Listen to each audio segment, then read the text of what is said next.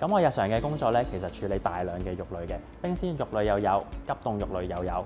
處理呢個冰鮮肉類咧，咁就會特別小心啦。我哋需要喺一個長期低溫而穩定嘅溫度，但係又唔會結冰嘅溫度去處理冰鮮肉類咧，先至最好嘅。咁其實冰鮮肉類咧就好似豆腐嘅概念差唔多嘅。若果話結咗冰，啲冰分子咧就會賺爆咗啲細胞啦，令到水分流失，嗰個肉質就會變咗差咗啦。所以我哋需要一個長期低溫、立間壓嘅一個雪櫃去儲存一啲優質嘅肉類啦。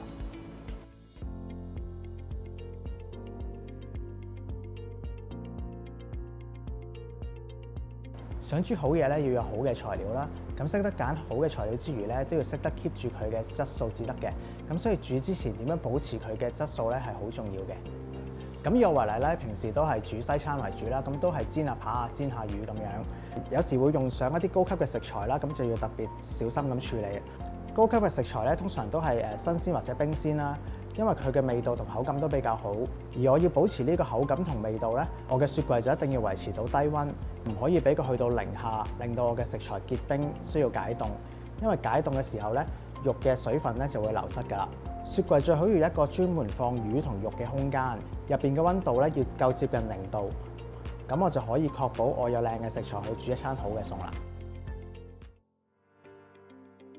疫症期間，大家都少咗出街，多咗留喺屋企，而我自己又要 work from home，又要湊小朋友，所以都成日留咗喺屋企煮飯。最初大家都要喺屋企儲糧嘅時候，我都會買啲急凍肉翻嚟，貪佢可以擺得耐啲。而解凍方面，我都會放喺雪櫃嘅冷藏室裏邊解凍，因為怕用室溫浸水會容易滋生細菌，同埋浸出嚟嘅肉會肉質唔係咁好。不過長遠嚟講，我都想食翻多啲新鮮嘢，食得有營養啲。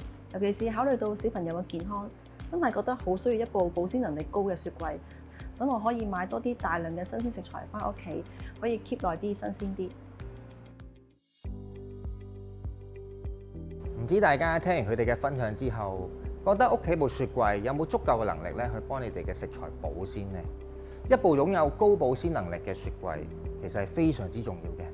當中保鮮唔單止係可以保住食材裡面嘅味道，更加係可以保留食材裡面嘅營養嘅喎。而我哋德國西門子嘅雪櫃就擁有 HyperFresh 0度保鮮食材技術，將保鮮食材推去另一個層次。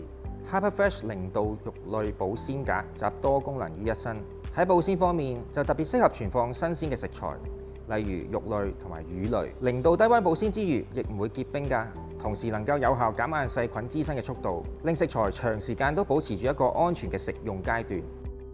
HyperFresh 0度保鮮格亦非常適合用作解凍食材㗎。傳統一般嘅解凍方法，例如室溫或者用水浸，都存在一定嘅細菌感染風險。而喺0度解凍嘅環境之下，就能夠有效壓止細菌滋生，令食材能夠喺一個安全嘅環境之下解凍。獨立嘅 HyperFresh 0度保鮮格，用家可以分類儲存唔同類型嘅食材，食材之間唔會互相接觸，氣味亦唔會互相沾染，做到真正嘅乾淨衛生。咁樣食材就能夠長時間保持住最佳嘅營養同埋口感啦。